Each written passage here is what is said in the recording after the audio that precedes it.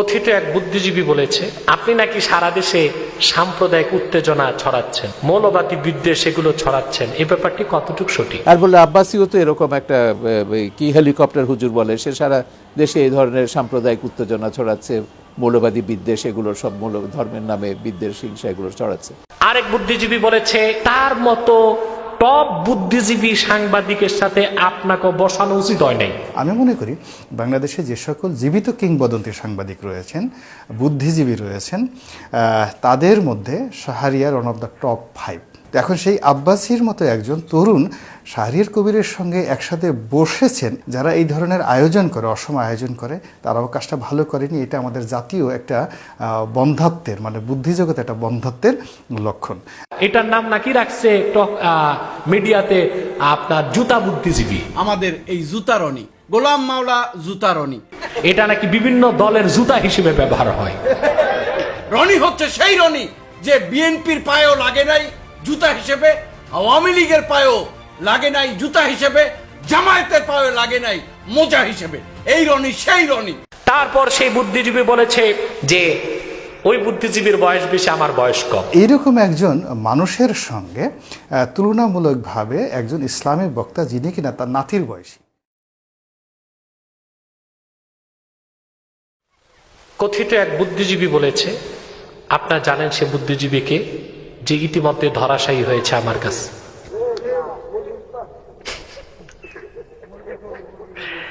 আপনি নাকি সারা দেশে সাম্প্রদায়িক উত্তেজনা ছড়াচ্ছেন, মৌলবাদী বিদ্বেষ এগুলো ছড়াচ্ছেন, এই ব্যাপারটি কতটুকু সঠিক? আমি আগেই বলেছি, আলেম ওলামা সবচেয়ে অসাম্প্রদায়িক, কারণ তারা কোনো একটি সম্প্রদায়ের নয়, সব সম্প্রদায়কে ইসলামের দাওয়াত দেয়, ঠিক কিনা? তা আমি বুদ্ধিজীবী বলবো, তোমরা যখন তখন মতের মিল না হইলে রাজাকার বলে গালি দাও, তোমরাই সবচেয়ে বেশি দ্বন্দ্ব সংঘাত আর উত্তেজনা দেশে সৃষ্টি করো। আমাকেও কবে যেন রাজাকার বলে দেয়, অথচ আমার জন্ম স্বাধীনতা যুদ্ধের পরে। মতের মিল না হলে ওরা যা খুশি তা করতে পারে, ঠিক কিনা বলেন? সাম্প্রদায়িক উত্তেজনা আমরা ছড়াই না, আমরা যারা কুখ্যাত কাফের মুশরিক তাদের অনিষ্টতা থেকে জাতিকে রক্ষা করার জন্য সতর্ক করি। আর তোমরাই কাফের মুশরিকদের পৃষ্ঠপোষকতা দিয়ে দেশে শিরক কুফরকে ছড়াচ্ছ, ঠিক কিনা? মৌলবাদী বিদ্বেষ আমরা ছড়াই না, আমরা মৌলবাদী, আমরা চাই আরেক মুসলমান মৌলবাদী হোক, কারণ পরিপূর্ণ মৌলবাদী হওয়া ছাড়া তো মুসলমান হবার কোনো সুযোগ নাই। আমি সেই বুদ্ধিজীবী না, আমি তো তাকে লাইভ শোতে নাম দিয়েছি বুদ্ধি প্রতিবন্ধী। কথা বলবেন না স্টেজে। আমি লাইভ শোতে তাকে নাম দিয়েছি বুদ্ধি প্রতিবন্ধী। মৌলবাদ অর্থ কি আমি তাকে ব্যাখ্যা দিয়েছি। মৌলবাদ শব্দটার উৎপত্তি রেনেসাঁ বিপ্লবের পর ইউরোপে হয়েছে। ইউরোপে খ্রিস্টান দুই ভাগ হয়ে গেল, একটি প্রোটেস্ট্যান্ট আর একটি ক্যাথলিক। প্রোটেস্ট্যান্টরা বিশ্বাস করত আক্ষরিক অর্থে বাইবেল সত্য, ক্যাথলিকরা বলতো যে না, আক্ষরিক অর্থে বাইবেল সত্য নয়। আমরা বলি বাইবেল এখন কোনো অর্থেই সত্য না। তখন গোরা খ্রিস্টান যারা প্রোটেস্ট্যান্ট, তাদেরকে ক্যাথলিকরা গালি দিল, ইউ আর ফান্ডামেন্টালিস্ট, তোমরা মৌলবাদী। এই মৌলবাদ শব্দের উৎপত্তি দুনিয়ায়, আর আমার দেশের বুদ্ধিজীবী নামের বুদ্ধি প্রতিবন্ধীরা সেই ইউরোপ থেকে মৌলবাদ শব্দ আমদানি করেছে খাঁটি মুসলমানের ক্ষেত্রে। যে আক্ষরিক অর্থে ধর্মকে বিশ্বাস করলে কেউ মৌলবাদী হয়, তাহলে আক্ষরিক অর্থে আমরা ইসলামকে বিশ্বাস করি, নতুবা মুসলমান হবার সুযোগ নাই। আমরা মৌলবাদী, তবে আমরা উগ্রবাদী নই।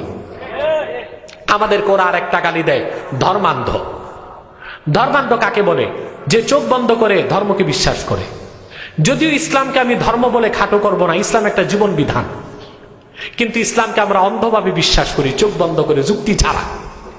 সেই জন্য ওদের ভাষা আমরা ধর্মান্ধ শুনলেও মনটা খুশি লাগে, আনন্দে ভরে যায়। চোখ বন্ধ করে যারা বিজ্ঞানকে বিশ্বাস করে তারা বিজ্ঞান অন্ধ, ঠিক কিনা? চোখ বন্ধ করে যারা নেতাকে বিশ্বাস করে তারা নেতান্ধ, কথা বলে না। চোখ বন্ধ করে যারা রাজনীতিকে বিশ্বাস করে তারা রাজনৈতিক অন্ধ। সমস্যা কি? আমরা ধর্মান্ধ, সমস্যা কি? তবে আমাদের ইসলাম নিছক ধর্ম না, এটা জীবন বিধান, এটা দ্বীন। সুবহানাল্লাহ। মহাকাশের চেয়ে প্রশস্ত মুহাম্মদ সাল্লাল্লাহু আলাইহি ওয়াসাল্লামের আনিত দিন ইসলাম, ঠিক কিনা? মহাকাশের চেয়ে প্রশস্ত মুহাম্মদ সাল্লাল্লাহু আলাইহি ওয়াসাল্লামের আনিত দিন ইসলাম, যেটা জীবন বিধান, সেটাকে আমরা চোখ বন্ধ করে বিশ্বাস করি, ঠিক কিনা? আরেক বুদ্ধিজীবী বলেছে, নাম নিছে বুদ্ধিজীবীর, তার মতো টপ বুদ্ধিজীবী সাংবাদিকের সাথে আপনাকে বসানো উচিত হয় নাই, কারণ এত জলদি হেরে যাবে এটা তো স্বপ্ন চিন্তা করে নাই, এই জন্য আর কি উচিত হয় নাই। কারণ যুগের পর যুগ তারা আলেম ওলামাকে কোণঠাসা করার চেষ্টা করেছে, ঠিক কিনা? ওরা মানুষকে, বাংলাদেশের মানুষকে বুঝাতো বাংলাদেশের আলেম ওলামা রাজনীতি বুঝে না, সমাজনীতি বুঝে না, অর্থনীতি বুঝে না।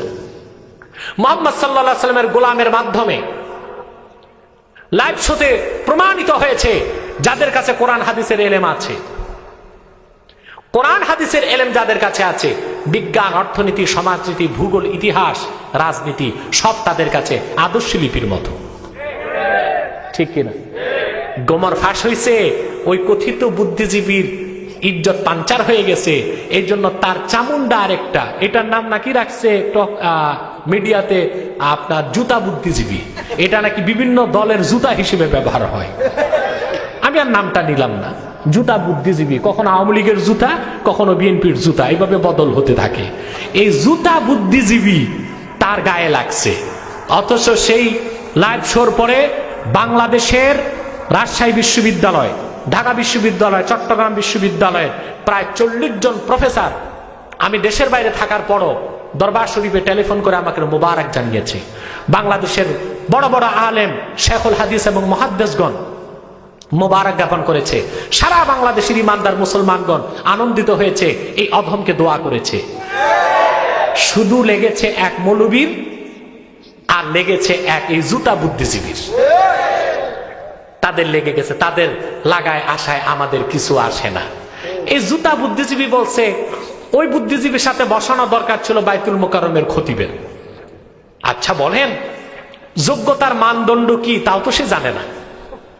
2014 সালে ফাউন্ডেশনের ডিজি যিনি ছিলেন শামীম আফজাল সাহেব একটা জরিপ করেছিলেন ফাউন্ডেশনে আলেমদের কাছে, পরবর্তী খতিব কে হবে। আলহামদুলিল্লাহ শতকরা 60 জন আলেম আমাকে ভোট দিয়েছিল, শতকরা 60 জন আলেম আমাকে আমার পক্ষে খতিব হওয়ার পক্ষে মতামত ব্যক্ত করেছিল। এটা 2013 সাল বা 14 সালে।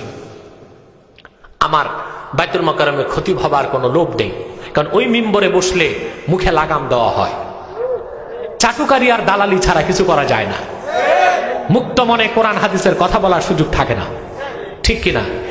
দালাল মৌলবী যদি হতাম, ধর্মমন্ত্রীও হতে পারতাম, খতিবও হইতে পারতাম, কিন্তু ওই রকম প্রধানমন্ত্রিত্ব প্রয়োজন নাই।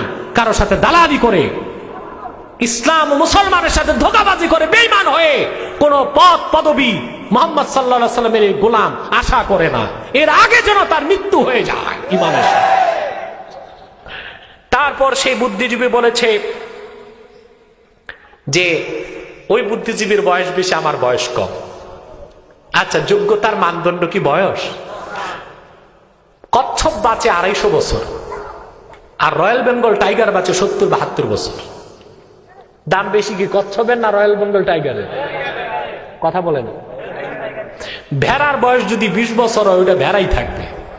বাঘের বাচ্চা একদিনের হলে ওটা বাঘের বাচ্চা থাকবে। শুধু আমি না, সকল হক্কানি ওলামা একরাম বাঘের বাচ্চার মতো। আর যত বুদ্ধিজীবী বুদ্ধি বিক্রি করে খায়, এরা বুদ্ধি প্রতিবন্ধী, এরা ভেড়ার মতো। এরা সত্যিকার আলেম বাঘের বাচ্চার সামনে পড়লে ভেড়ার মতো পালাবে। এটাই নিয়ম, এটাই পদ্ধতি, ঠিক কিনা বলে? অতএব এই জুতা বুদ্ধিজীবী কি বললো তা দেখার কোনো প্রয়োজন আমাদের নাই। আমরা প্রস্তুত আছি ইনশাআল্লাহ। তোমরা কিভাবে আমাদের কাছে আসতে চাও, আল্লাহর দিনকে বুঝতে চাও বুদ্ধিজীবীরা, আমরা অত্যন্ত ভদ্র ভাষায় তোমাদেরকে বুঝাবো। 1 বার নয়, 2 বার নয়, 70 বার বুঝাবো। তারপরও তোমাদের সকল বিভ্রান্তি এবং অপব্যাখ্যার জবাব ইনশাআল্লাহ বাংলাদেশের ওলামায়ে কেরাম, বিশেষ করে আমি প্রস্তুত আছি কোরআন সুন্নাহ থেকে দিতে। যোগ্যতা কতটুকু হয়েছে? বয়স হলো যোগ্যতা হয় না। সেই বুদ্ধিজীবী ইংরেজি বাংলা ছাড়া আর কোনো ভাষা জানে না। মুহাম্মদ সাল্লাল্লাহু আলাইহি ওয়াসাল্লামের এই গোলাম আরবি, বাংলা, উর্দু ইংলিশ, 4টি ভাষায় অনর্গল কথা বলার যোগ্যতা রাখে, আলহামদুলিল্লাহ। জুতা বুদ্ধিজীবী এটা বুঝবে কি? ওই বুড়া বুদ্ধিজীবীর দালাল যে জুতা বুদ্ধিজীবী, বুঝবে নাকি? ও তো জুতা বুদ্ধিজীবী, কখনো এই দলের জুতা, কখনো আরেক দলের জুতা। এগুলোতে আপনারা কান দিবেন না। আগামীর বাংলাদেশ আল্লাহর কোরআনের বাংলাদেশ হবে। আগামীর বাংলাদেশ খেলাফতের বাংলাদেশ হবে। বাংলাদেশকে ডি ইসলামাইজেশন, ইসলাম মুক্ত বাংলাদেশ করার ইহুদি খ্রিস্টানদের চক্রান্তকে নস্যাৎ করে দেবার জন্য বাংলাদেশের সকল দলের মুসলমানকে ঐক্যবদ্ধ হতেই হবে, হতেই হবে, হতেই হবে। ঠিক কিনা বলে? আল্লাহ পাক কবুল করুক, আল্লাহ পাক মঞ্জুর করুক, বলুন আল্লাহুম্মা আমিন।